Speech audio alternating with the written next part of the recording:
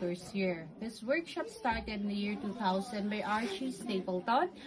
He's the son of an American missionary who came here in the 1960s. He saw the potential of the local clay and the local soil for That's why when he went back to the States, he studied pottery, mastered it, and then came back to Sagada to teach the Sagada people as an alternative livelihood. When we say there is potential in our local materials, it doesn't mean that you can just get it anywhere you want to get it and then you bring it here, you can make a pot out of it. Around Sagada, we have to scout for a good place to get the clay in which we will not destroy the environment.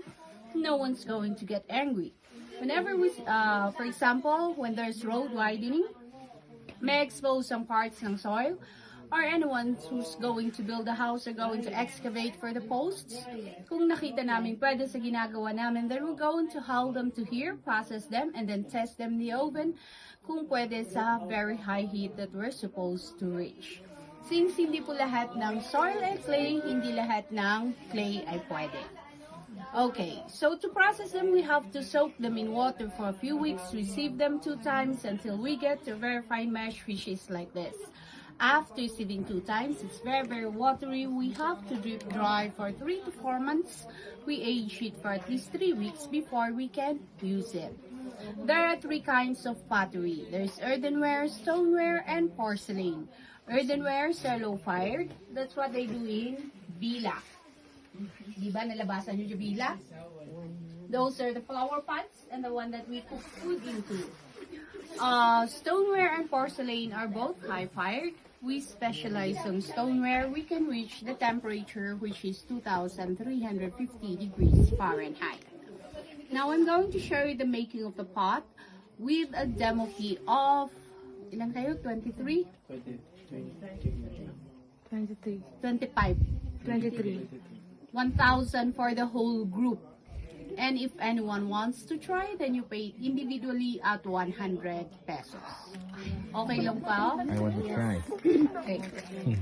So first of all, I'm going to center the clay.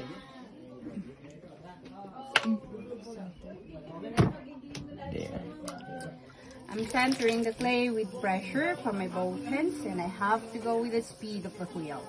Before we can make any kind of shape that we want, make the a vase, a bowl, or a mug, we have to do the cylinder first, for that's the basic shape. So to do the cylinder, we put a hole in the middle, widen the hole by slowly pulling the clay towards the side.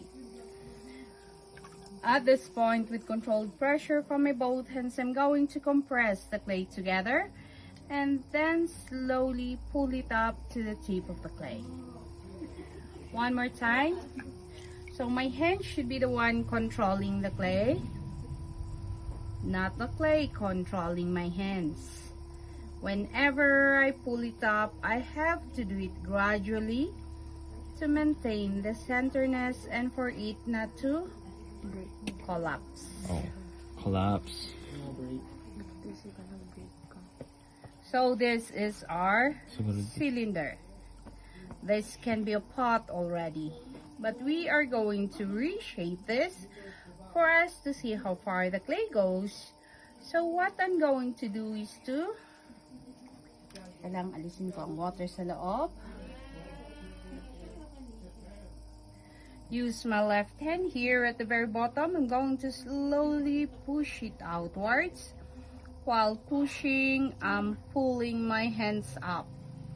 I'm supporting my left hand with my right hand outside. Here in the middle, I'm going to use my right hand. I'm pushing it inwards, supporting it with my left hand inside. And then I have to push it outwards here at the very, very top to make a flower vase. Ito, pwede pa po natin siyang paseksihin ng konti by slowly pushing it in here at the very middle while pulling the clay up to the top. And if we want this to be a water container, can just put a spout like that. So what we do here, we air dry it for 5 days. After 5 days of air drying, kapag leather dry na po siya, we come back, we trim the bottom, then we put a handle on it.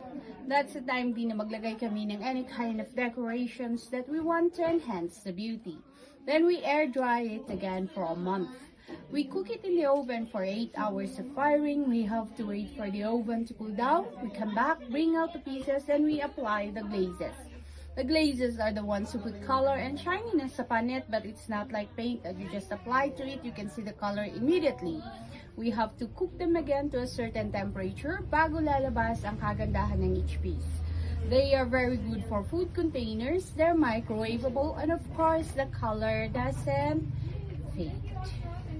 Anyone for hands-on? Sayang. Sino ba ang mag